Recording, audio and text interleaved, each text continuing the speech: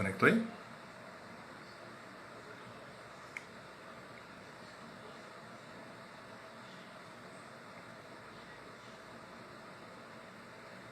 Ah, voltamos.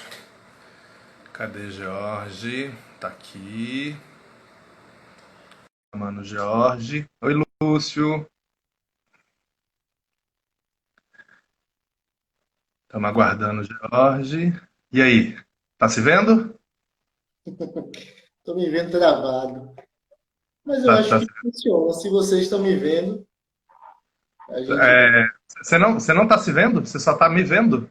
Só estou vendo você aqui. Nossa, que estranho. Bom, o pessoal aí que tá acompanhando. Oi, Fernanda. Pessoal aí, gente, vocês estão ouvindo e ouvindo nós dois? Tá tranquilo? Só pra gente confirmar aqui se tá tendo algum problema.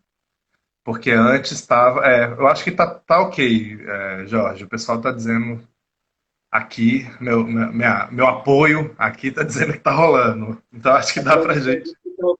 rolando e tal. Bom, gente, o pessoal tá chegando aí. Então a gente tá começando. Deixa eu ver a hora aqui. Só que eu recomecei, pra gente não se perder.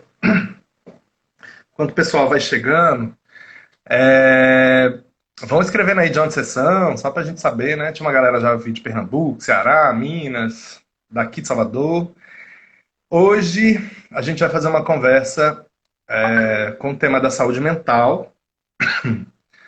E aí eu convidei o George, que é professor aqui da Universidade Federal da Bahia, Jorge Amaral Santos. Ele é enfermeiro de formação, trabalha com o tema da saúde mental, é doutor em saúde pública, é especialista em saúde mental, fez residência, não foi, Jorge? Foi em formato de residência. Pessoal de Divinópolis, Barbacena, bem-vindos. O povo tá chegando. E aí a gente convidou o George hoje para falar um pouquinho sobre o tema da saúde mental, né? E aí por que isso?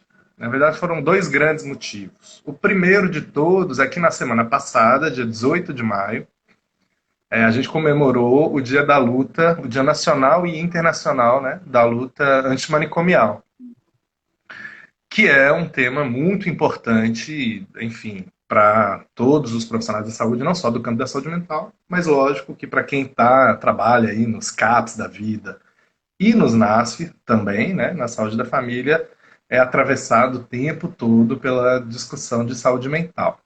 Oi, Márcia.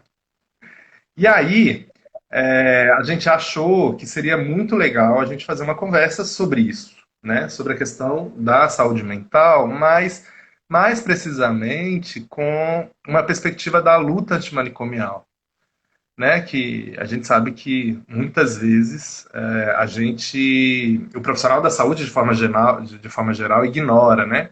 A gente acaba levando muito a questão do debate da saúde mental para o cuidado de pessoas que têm transtornos mentais, o que é importante pensar, né, isso do ponto de vista da atenção, do cuidado, mas é muito importante acho que a gente também pense essa perspectiva de cuidado na lógica da luta antimanicomial. E aí o George pensa justamente isso, né? Ele discute muito isso, tem uma formação nesse sentido, além de também passar muito pelo tema da saúde da família, né, Jorge?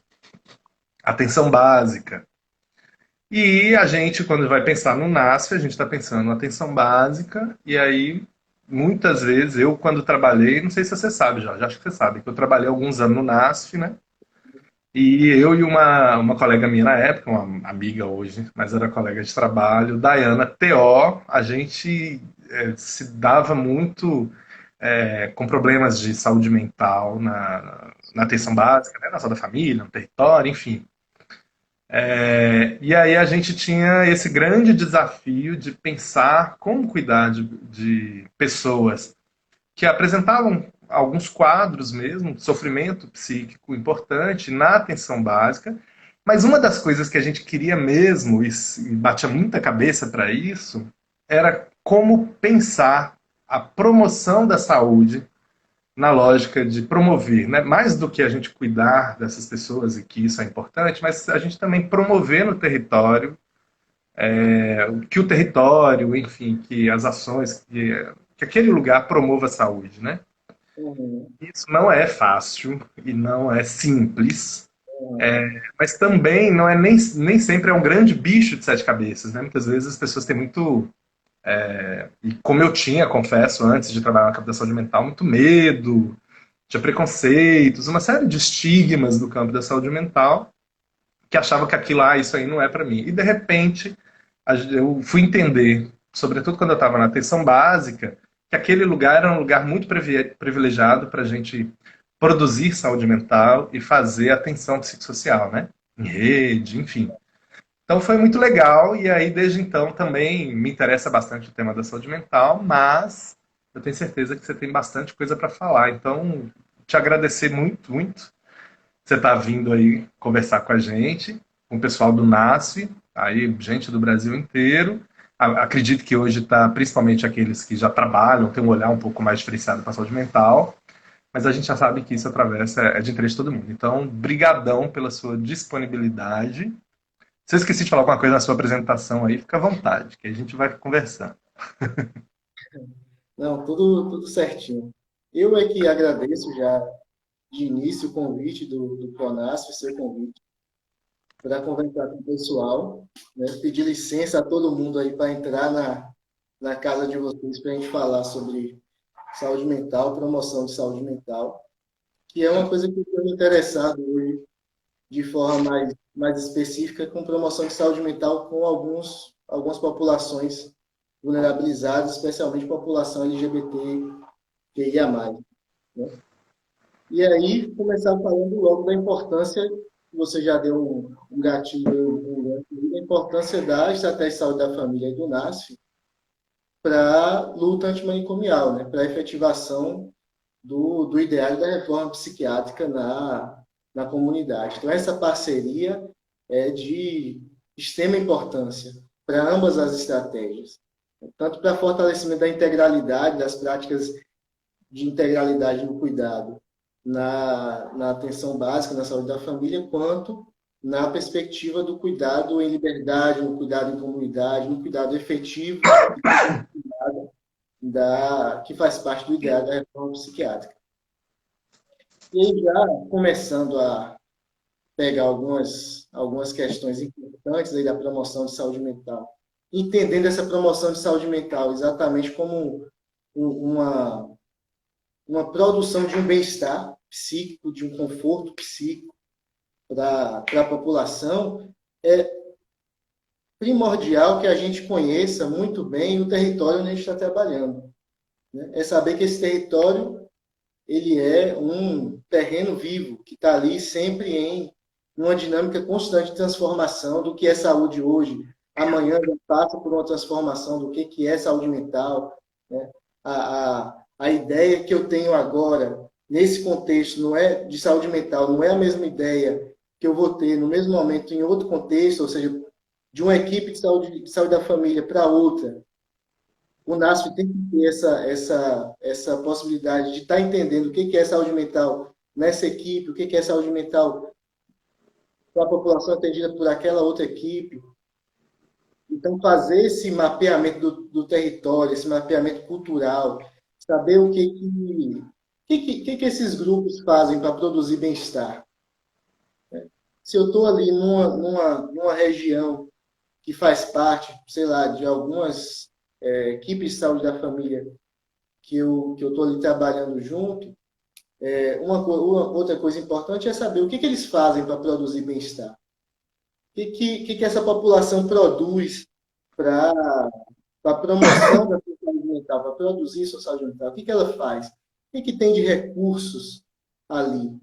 Né? Então, é entender, por exemplo, eu preciso mapear ali, por exemplo, que recursos artísticos que essa população usa. O que tem ali? O que ela faz com esses recursos artísticos? A gente sabe que o recurso artístico ele produz esse conforto psíquico, produz vinculação, produz tem uma produção de subjetividade envolvida aí na produção da arte pela comunidade. Então, Claro. o que existe ali?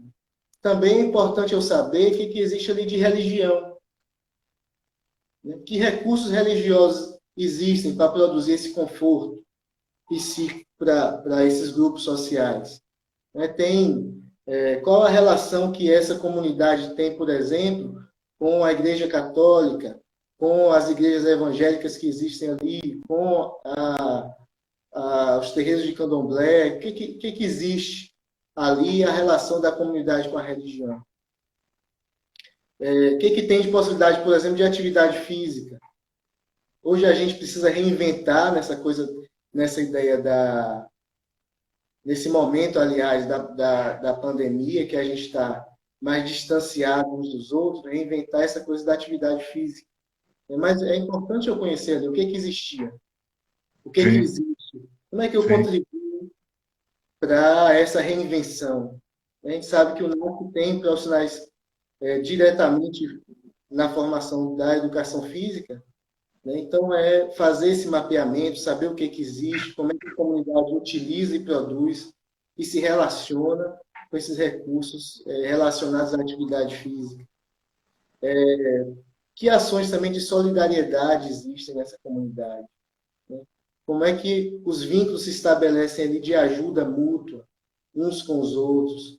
Quais as disputas que existem no território? Quais os laços que são produzidos ali? Como é que as pessoas se relacionam? Como é que elas se ajudam? Como é que elas se enfrentam? O que existe nessa dinâmica aí da comunidade para eu entender, quando eu for produzir alguma ação, alguma estratégia ali de promoção de saúde mental, eu entender quem eu preciso fortalecer, que ações eu preciso fortalecer no sentido de potencializar a produção desse conforto psíquico, a produção dessa promoção de saúde mental nas pessoas. Né? E entender que não é não é fortalecer ações no sentido de só pensar ali, tem um grupo que tem, sei lá, tem uma família que tem alguém que tem uma psicose grave, ou alguém que está enfrentando ali uns processos de ansiedade. Não. Mas é pensar que toda a comunidade está envolvida nesse processo de produções subjetivas, intersubjetivas, ali umas com as outras, na intenção ou de satisfazer os desejos que tem, coletivos ou individuais, ou de produzir a noção de cada um de felicidade, ou a noção de cada um de saúde mental. Isso tudo é produzido de forma interrelacional. Né? Claro. Então, buscar essas dinâmicas É, em cada território é só, importante.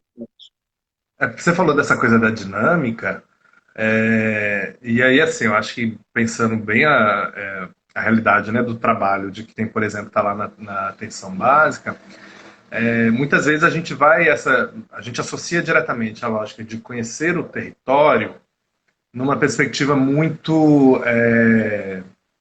quadrada, né, de território. Né? Acho que a própria política ela acaba trazendo muito essa lógica para a gente assim, o nosso território é rua tal a rua tal, é o que tem ali tudo muito fechado, né? Pensando muito a ideia de fixos, aquilo que compõe, que está ali parado. De uma E aí eu forma acho de. Né? é como se ele fosse absolutamente estático. E aí é interessante, a própria geografia ajuda muito, né, na saúde, a gente a pensar isso. Como é o que você falou, o território ele é absolutamente dinâmico. Então é importante a gente saber, inclusive, as tretas. Eu brincava muito quando eu trabalhava na atenção básica antes. Falei assim, gente, você tem que saber também as tretas, as fofocas. A gente não vai sair fofocando. Mas tem que saber o que funciona, o que não funciona, quais são as tensões, Exato. né? Que podem ser de coisas muito graves, etc. Algumas outras coisas que você consegue pensar para fazer esse Sim. recurso, né? Que é a ideia do território vivo, né? Da dinâmica. Quando a gente está falando de território, a gente está falando exatamente de como as pessoas se produzem. Como é que o que existe nesses grupos sociais, nesses agrupamentos sociais, né? Que trabalho eles fazem para se manterem enquanto grupos sociais. Né? A gente está constantemente se fazendo grupo social. Né? O grupo Qual a melhor social forma que a gente pode fazer isso? Saber disso. andando pelo território, conversando com as pessoas, é, estando no território, né? Ouvindo, escutando. ter esse processo de uma escuta interessada, curiosa, né? Estar nos lugares de forma interessada, curiosa, investigativa, vamos chamar assim, né? Eu preciso estar, circular, conversar com. Né? Tem recursos diversos para a gente fazer isso, né? A gente tem Sim, método de cogestão de coletivos, tem matriciamento, tem a própria ideia de territorialização enquanto uma noção de estar no território e conhecer os babados, os bafos, as tretas, tudo mais que existem nos territórios. Né? É se vinculando. A gente pode pensar circulando. dessa. É, E você fala isso, eu fico pensando o quanto que é importante a existência de um modelo de atenção básica que permita isso, né?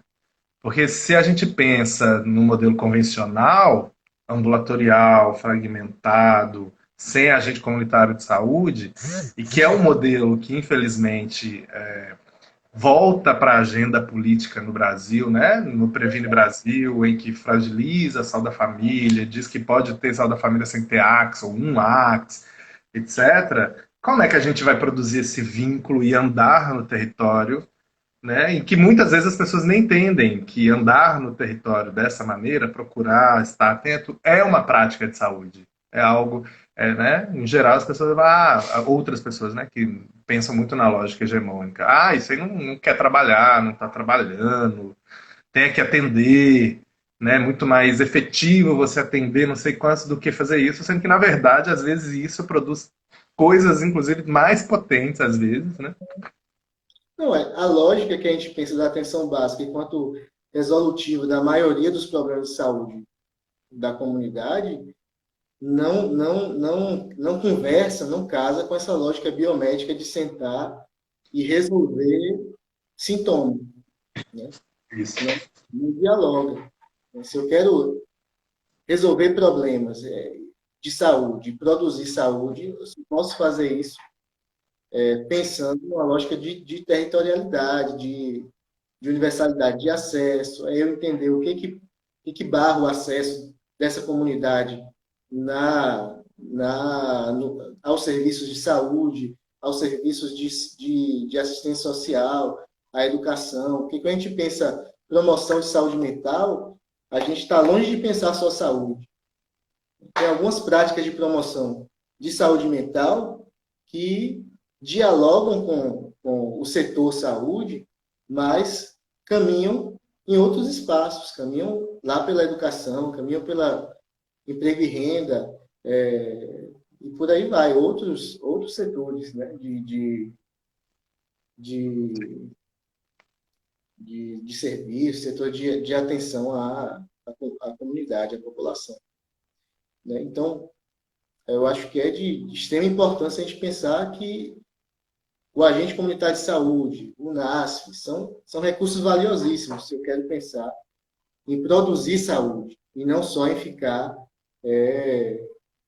na ideia da recuperação de saúde ou na reabilitação, que já são uma muita complexidade também, mas sozinhas não dão conta de manter o bem-estar da comunidade, né?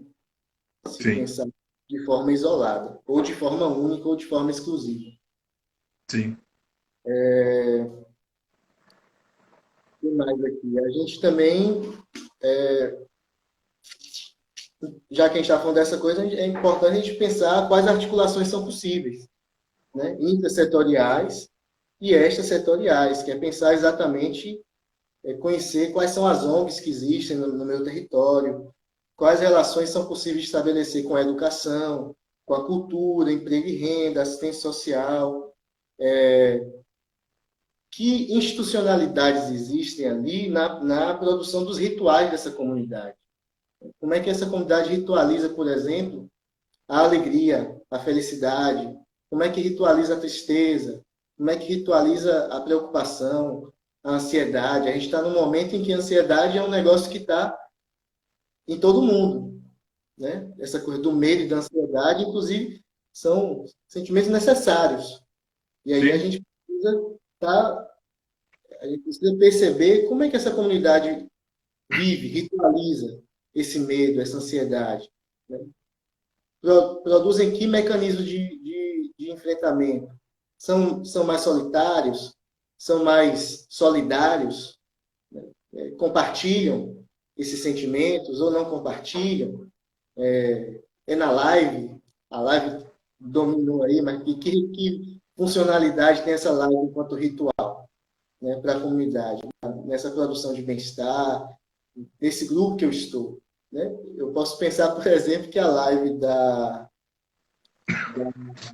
Todinho, não sei, ou de algum artista, né, sei lá, da Maiara e Maraíza, é um recurso importante para a produção de bem-estar nesse grupo, nessa Eu já comunidade. tô com minha live decidida do fim de semana. Já, já se organizou.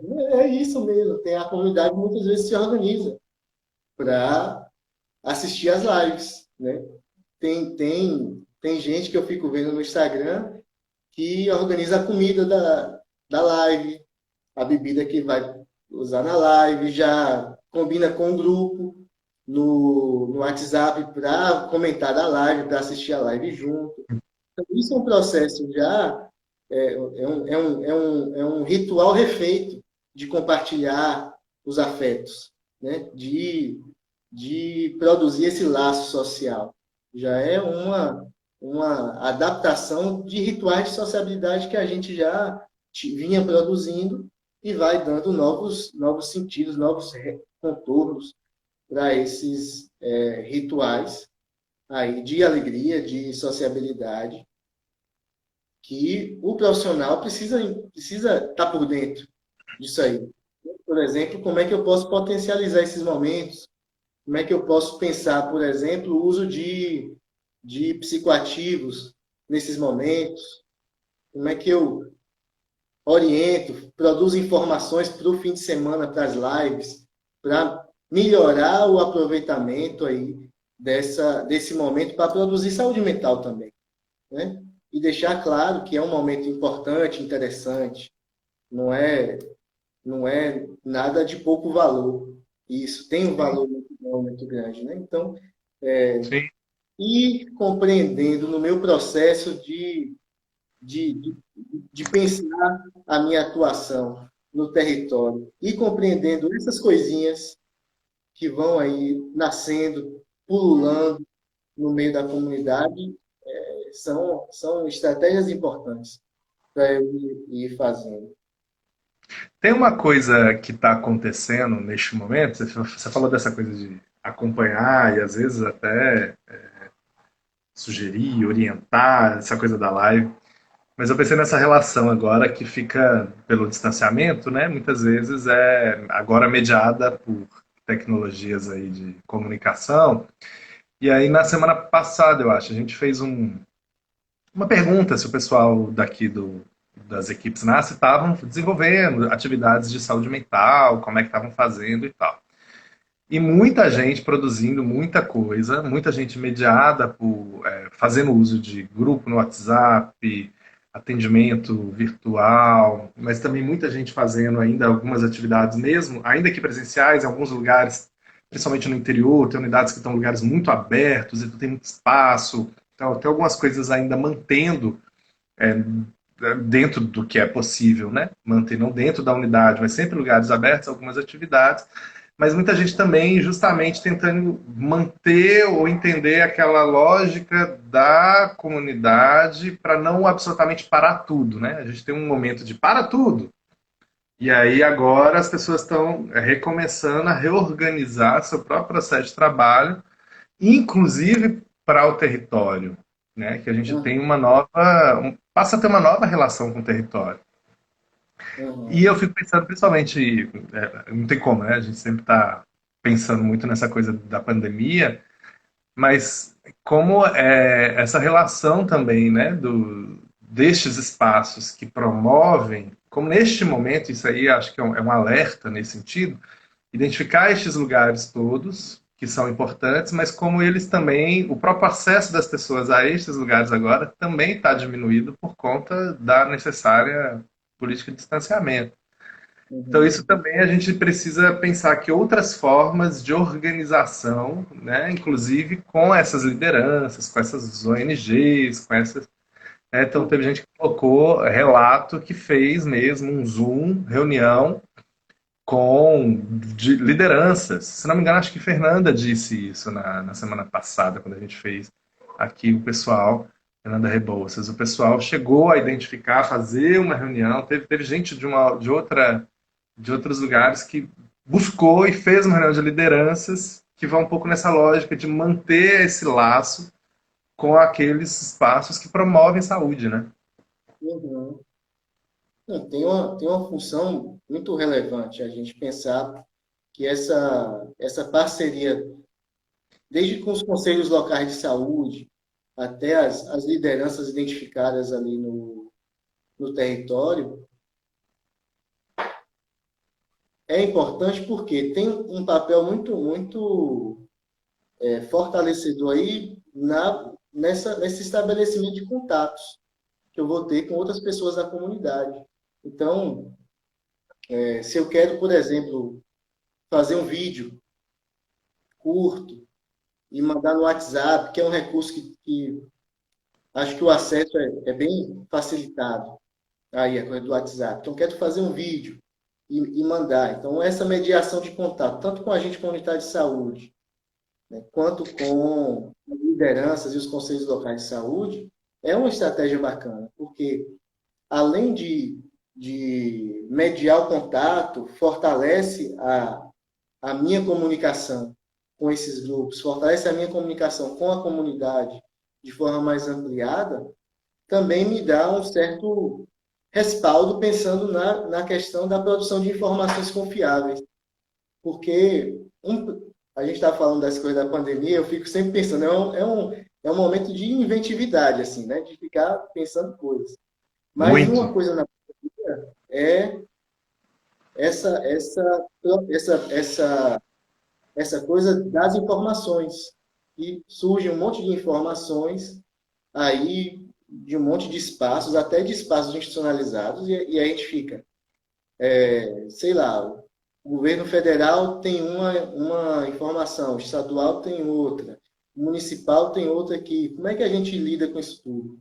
Então, se eu tenho uma equipe de saúde da família que tem um vínculo com a comunidade, que já conquistou esse vínculo de confiança, e aí eu produzo informações que são validadas, que são baseadas em, em, em dados científicos, aí, de coisas da realidade que funcionam, e consigo validar isso com os conselhos, com as lideranças, e distribuir isso para a população, dá um conforto psíquico à comunidade bem maior. Porque a partir do Sim. momento que ela tem conhecimento de como se prevenir, de como aproveitar melhor os espaços, de como usar melhor a casa, ou de como se cuidar no trajeto do trabalho, de casa para o trabalho. Porque mesmo nesse momento de pandemia, a gente tem um monte de gente que se desloca de casa para o trabalho. Os, os, os, acho que, acho que a periferia, os bairros mais pobres, têm mantido a dinâmica das cidades hoje em dia, né? De manter o mercado funcionando, de entregar comida no iFood. Se eu dou informações que são úteis para essa comunidade, nesse momento, para se precaver, isso traz dados de realidade que deixa a pessoa mais tranquila, deixa a pessoa mais confiante nas ações que ela toma ali para poder se cuidar. Isso é produzir também saúde mental, né? Porque eu reduzo um monte de coisa, reduz a ansiedade, reduz essa fantasia de medos Ou aí em seja, apoiar nesse próprio processo de que a gente também vive, né? De digerir tanta informação e que pode, inclusive, levar a uma desinformação, né? Isso também pode ser, você acha, uma ação, por exemplo, que os profissionais da atenção básica poderiam desenvolver neste momento? Considerando justamente isso, né? A gente vive um excesso de informação, mas a gente também vive muita desinformação. E as pessoas muitas vezes já não sabem nem, às vezes, familiares meus, ó, eu vejo isso, eu não sei. Não sei que eu confio, não sei o que eu penso, não sei. E é uma coisa que é importante hoje para todo mundo. É importante para o É, trabalhador de saúde, por exemplo, saber se paramentar, saber o que que faz no hospital, o que que é recomendado, é cloroquina, não é cloroquina. Essas questões todas produzem, se eu sei, se eu tenho uma informação validada, que eu confio em alguém que eu tenho um vínculo de confiança. E isso me deixa mais confortável para trabalhar, me deixa mais confortável para estar em casa, me deixa mais confortável para conviver com meus familiares, ali que estão na mesma casa que eu. Então, pensar sim, dentro das demandas, essa coisa do agente comunitário, da relação do agente comunitário de saúde, das lideranças, dos de saúde, a necessidade de informação, essa comunidade tem, esse território tem, esse grupo social tem. Então, aí eu vou ver, por exemplo, tem a necessidade das gestantes. Então, aí eu produzir informações que vão deixar essas gestantes confortáveis na vivência da sua gestação, preparar para saber, olha, vai parir onde? Como é que está aí a segurança desse lugar? Porque tem um pânico, muitas vezes, da gestante ter sim, esse passo no hospital. O hospital hoje é um lugar que faz medo. sim. A gente está vendo muito, assim, vários nasces, principalmente mais recentemente, construíram páginas, né, redes sociais, onde estão produzindo e divulgando uma série de informações, desde orientações básicas a orientações de como está funcionando o serviço, e alguns também estão indo ao território, lógico, desde que garantidos EPIs, etc., fazendo abordagens, às vezes ajudando justamente nesse processo de ajudar a população, muitas vezes, a compreender, ou não necessariamente a compreender, né, mas discutir aquilo ali, se tem alguma dúvida, se tem algum. Né, e isso tem sido interessante, tem algumas equipes assumindo isso. Eu acho que é estabelecer um diálogo que é significativo das É, pessoas. Se isso. eu sou psicólogo desse NASF, aí eu sei qual a cultura, Não adianta ser qual a panfletário. linguagem, qual é a linguagem que tem aqui Exato. nesse grupo. Então, como é que eu dialogo? Como é que eu faço, muitas vezes, essa conversa entre conhecimentos que são, às vezes, muito numa linguagem própria do profissional de saúde, para essa linguagem que circula aqui na comunidade, né? Então, Sim. é saber, por exemplo, de um ponto de vista religioso, como é que se explica essa coisa da pandemia? Como é que se explica? Que explicações são produzidas nesse território do ponto de vista religioso para falar dessa necessidade do distanciamento social? Então, é entender isso e colocar em diálogo, né? Porque senão a gente cai em um descrédito e a população fica num medo que às vezes ele foge da realidade, né? Então Isso. e possibilitando a vivência de algum controle de si aí, né? Nesse caos que a Sim. gente vive muitas vezes. Então essa é uma estratégia acho que muito relevante, né? Pensar quais Muito. são as inseguranças, como é que eu produzo informações que dialogam com a cultura desse local que eu estou trabalhando ou desses locais, dessa região onde eu atuo, para produzir algum conforto psíquico para as pessoas. Isso. E até considerando, eu acho que quando você fala isso da população, né, mas a gente sabe, tem determinados territórios que, por exemplo, tem uma grande número de pessoas que possuem deficiência, né? Tem territórios que têm muito mais crianças do que idosos, ou o contrário. Então, acho que conhecer o território, conhecer quem é essa população é fundamental para daí a gente pensar, né? Agora, eu queria que você falasse um pouquinho, porque a gente falou um pouquinho da coisa da luta antimanicomial, não sei se todo mundo que está aqui compreende, né, essa questão, ou principalmente a gente sabe que tem alguns elementos bem centrais, bem interessantes, assim, que acha até, não sei o que você acha, que devem dialogar bastante com essa lógica da promoção da saúde também, né? a ideia de desinstitucionalização, outras coisas, enfim.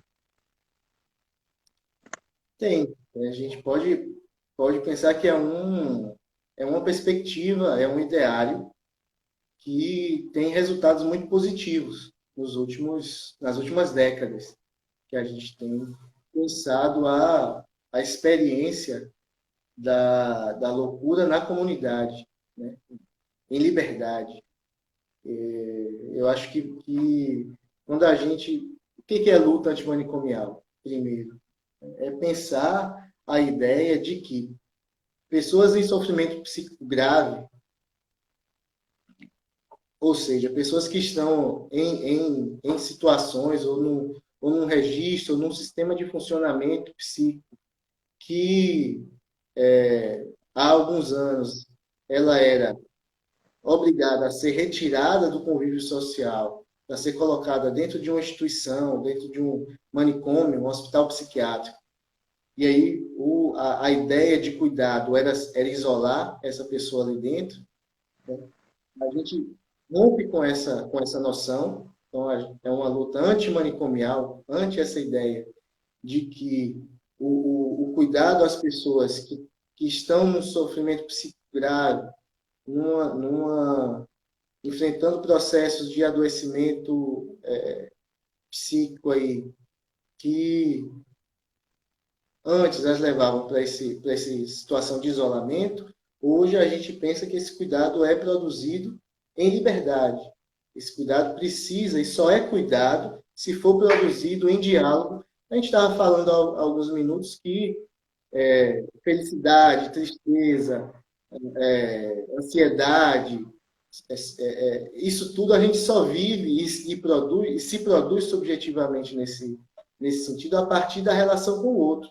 Né? É na relação um com o outro que eu vou validando meus sentimentos de tristeza, de felicidade, de amizade, de alegria e tudo mais.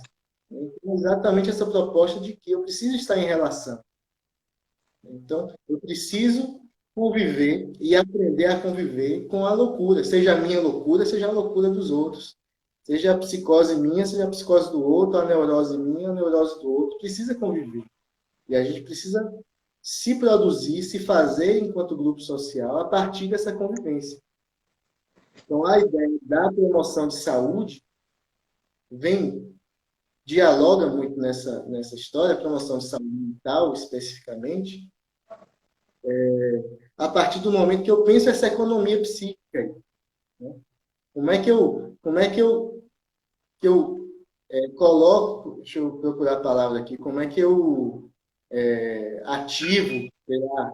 ativo recursos na comunidade para que cada pessoa, cada grupo social consiga utilizar desses recursos, produzir um repertório psíquico a partir desses recursos da comunidade para enfrentar a vida, né? Para viver a vida. A gente sabe que vida não é só facilidade, todo mundo sabe disso. Às vezes a gente fantasia que não, que vida é um negócio bonito e feliz. Mas vida é bonita, feliz, feia, difícil, cheia de tristeza, com Cruel, alegria. Isso é vida. Né? desigual. Com concordâncias e com discordâncias. É muito diferente para cada um também, né? Viver isso tudo. Então, entender quais são os recursos da educação, da saúde, da arte, da cultura, da educação física, e tudo mais dessa complexidade que faz aí um território, né? Que podem me ajudar na produção de um repertório psíquico, ou seja, de recursos que eu tenho interiores e relacionais para eu poder viver, né? Para eu poder enfrentar o trabalho, enfrentar uma situação chata no emprego, enfrentar uma pandemia, buscar o que eu acho que é felicidade. O que é felicidade para mim? Ajudar a minha família a pagar, a custear a casa. Para mim isso é felicidade. Ou ter uma casa com uma outra pessoa para dividir a minha vida. Ou ter um sucesso no emprego. E por aí vai. né? Então, Sim, eu produzi meus repertórios psíquicos para poder ir atrás disso que eu tenho como ideal de felicidade, ou como que muda também, né? A gente vai alcançando umas coisas, já vai aparecendo outras que eu quero alcançar também, ou eu vou sim. resolvendo alguns problemas e outros problemas já vão aparecendo, ou o problema vai mudando. Então, resolver isso tudo é produzir saúde. Quando a gente fala de luta antimanicomial, a gente está falando em produzir territórios, ou seja, relações, dinâmicas, espaços e lugares que favoreçam o enfrentamento da vida para todo mundo, né? Para quem está enfrentando uma depressão, para quem está numa psicose, para quem está numa neurose, ou para quem está triste, ou para quem está aí de boa levando a vida de um jeito mais confortável. Então, como é que eu Ou seja, tem que potencializo ser, toda tem essa que ser um complexidade? processo permanente, né?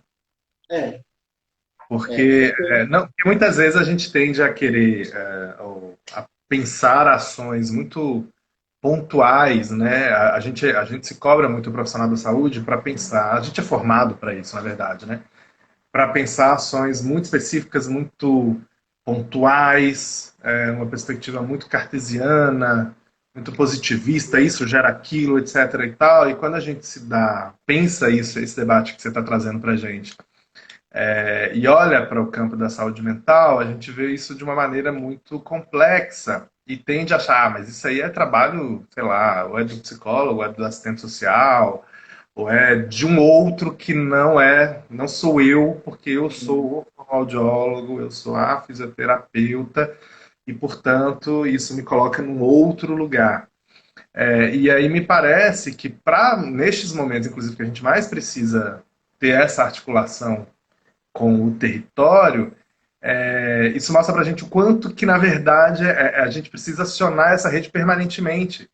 uhum, Ela precisa ser construída. Eu me lembro muito de um. A gente, quando eu trabalhava em Brasília, lá com essa colega Dayana, enfim, outros profissionais, a gente provocou a construção de uma rede social, chamada Rede Social do Itapuá, do Paranoá, Itapuã, Paranoá, porque eram tantos problemas que apareciam, às vezes ia com a escola, às vezes era com o CRAS, às vezes era com o ONG, a gente fazia e aí o NASP foi meio recortando, bora fazer umas reuniões, e com isso surgiu uma rede social, lógico, não foi só nós, né?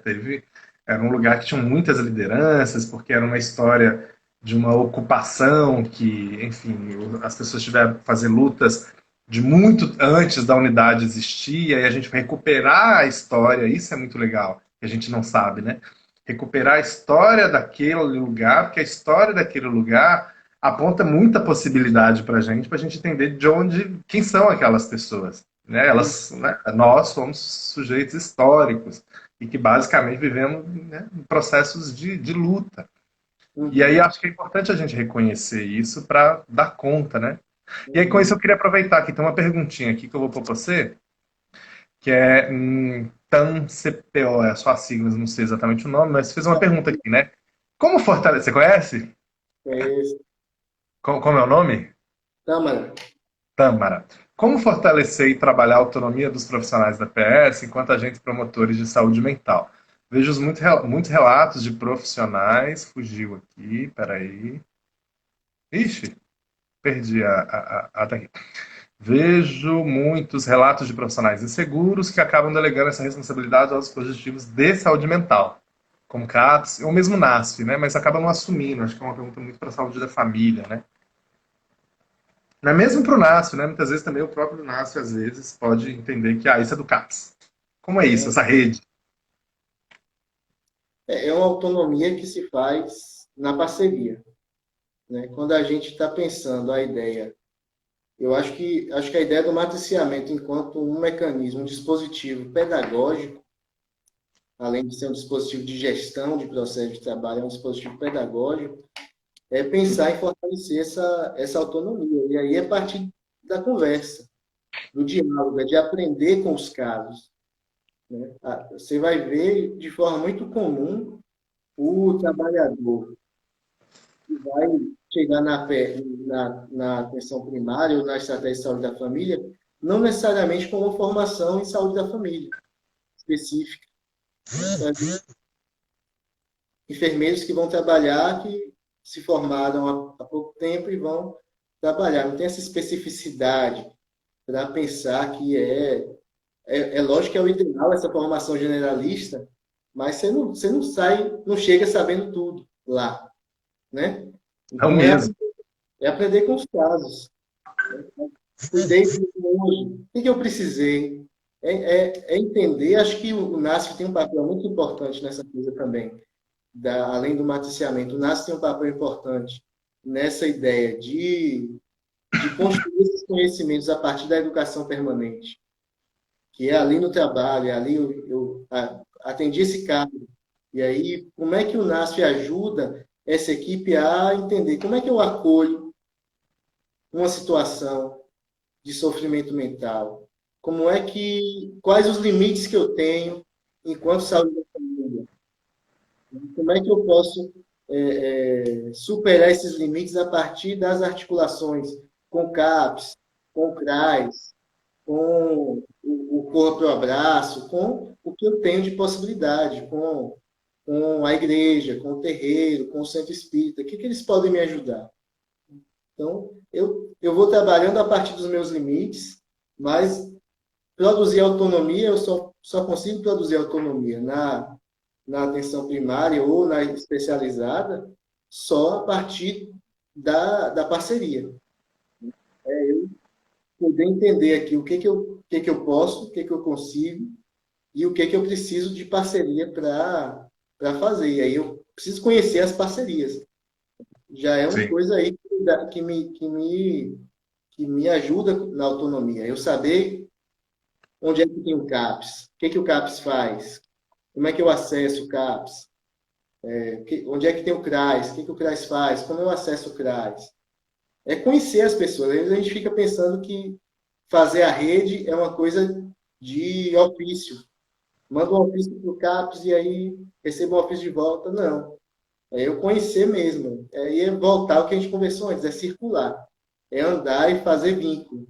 É eu saber que no CAPS, lá no Rio Vermelho, tem a profissional Ana Cecília, que atende, que é uma parceria. E no CRAS tem a psicóloga Joana, que no centro de saúde ali tem a enfermeira Mariana. E aí eu vou conhecendo essas pessoas, isso produz autonomia, né? Para o profissional de saúde. Mas a gente também tem que entender nossas limitações aqui. O que é micro, o que é do trabalho aqui pessoal. Quando a gente está falando em produção, de promoção de saúde mental, tem uma questão também que é macro aí. Né? Promoção de Exato. saúde mental envolve emprego, envolve políticas de emprego, envolve políticas de economia e por aí vai. Então, é pensar que também essa promoção de saúde mental pede essas outras parcerias mais um nível mais macro, quando a gente está pensando nos determinantes de saúde geral, aí que vão, desde dessa coisa do indivíduo, na relação do indivíduo consigo, com o outro, com a comunidade, até na elaboração de políticas econômicas, de educação, de acesso à E que educação. muitas vezes o profissional da saúde da família acha que está longe, algo, entende a coisa que é macro, mas acha que por ser macro é inatingível. Mas eu acho que na medida em que a gente articula esses movimentos, essas lideranças nesses espaços e os fortalece, os reconhece neste lugar, ao mesmo tempo que a gente produz, por exemplo, um lugar bacana de saúde mental, que promova a saúde mental, a gente também reforça esses espaços, que são espaços de luta justamente para isso, por trabalho, por educação. Então, essa é uma forma bem concreta da gente produzir uma ação voltado para esses determinantes sociais, né? Pelo menos eu entendo assim, que deixa concreto, que façam que o profissional da saúde veja, não, é possível sim fazer algo. né? E não tornar isso como algo, mas isso é. Até porque quando a gente olha, isso é lá em cima, e olha para Brasília, principalmente se a gente olha para Brasília agora, a gente desanima, não, isso não dá para fazer. Mas Chora. dá, né? Dá no território, porque é isso, essas políticas ou a própria luta por direitos que repercute na melhoria da qualidade de vida das pessoas e, portanto, na saúde, elas vêm principalmente de baixo, né? Da base. Claro, né? Por exemplo, estar presente nas audiências públicas, dialogar com as questões de saúde que são levantadas pelos conselhos locais de saúde, conversar com as lideranças quando a liderança reclama no posto, na unidade de saúde, no posto, na unidade de saúde da família, que precisa disso, que precisa daquilo, entender também que algumas coisas são conquistadas em grupo. Precisa de uma força de uma força política para conquistar. Isso a gente vai fazendo junto com a comunidade, né? Saber, por E exemplo, discutir essa necessidade de saúde. Olha, a gente pode apresentá-la de tal forma. Isso que está sendo trazido, que vocês estão apresentando, apresenta onde? Apresenta para quem? Tem comunidades que têm esse trânsito que fazem muito bem feito, né? Que já tem uma capacidade política aí muito fortalecida. Outras a gente precisa estabelecer um diálogo. Então, se eu estou no NASF, eu sei que no território da equipe A tem lideranças, já tem um trânsito mais forte, uma movimentação política mais resolutiva, ou que tem um poder de apresentação para a agenda política forte. Eu posso falar, olha, equipe F, aquela tem uma equipe lá tem oportunidade ali. vontade, conversem, né? E Produzir um encontro desses grupos aí para poderem conversar, descobrir os caminhos que se fazem. a gente precisa entender que isso é uma prática de saúde, né? A gente acha que isso não é, de forma geral, isso é tido, isso é colocado como não, isso não é uma prática de saúde, isso é outra coisa. Bom, isso, se você tiver uma concepção, né, de ausência de saúde como ausência de doença, de fato, isso não seria. Mas como a gente trabalha com uma perspectiva ampliada, isso é, então, portanto, isso tem que estar no conjunto aí, né, no hall de atividades, e por isso a gente defende. E a pessoa, olha, para isso a gente sabe que no modelo hegemônico a gente não conseguiria mesmo, porque no modelo hegemônico o pessoal ia fazer o quê? Abre a agenda, atende. Acabou. Não tem discussão, não tem trabalho em equipe, não tem nada, é produtividade. E aí, essas coisas que efetivamente poderiam levar a uma melhoria da qualidade de vida das pessoas, você não acha espaço para isso. Então é importante a gente compreender primeiro isso. É uma prática de saúde, né? Não temos que romper com esse estigma de que não é. E associar, lógico, nós não vamos fazer só isso, a gente vai associar isso a outra, a gente vai atender sim, a gente vai acolher sim, vai fazer uma escuta, vai fazer uma intervenção, tudo aquilo que prevê, né, do ponto de vista mais técnico, mas isso precisa ser mediado. Jorge, a gente só tem mais 3 minutinhos. Eu queria só ler, assim, alguém até fez um comentário aqui pra gente. Parabéns pela live, Davi Lauar. Trabalha há 11 anos já ininterruptos no NASF, quase desde o início. Acompanhei todas as evoluções. A RAS é de extrema importância como ferramenta de logística, né? Relação do CAPS, CRAS, saúde da família, NASF. Uhum. Né? Então, isso é bem legal. Queria que você fizesse alguns comentários nos minutinhos, 3 minutinhos que nos restam, para a gente não ser derrubado.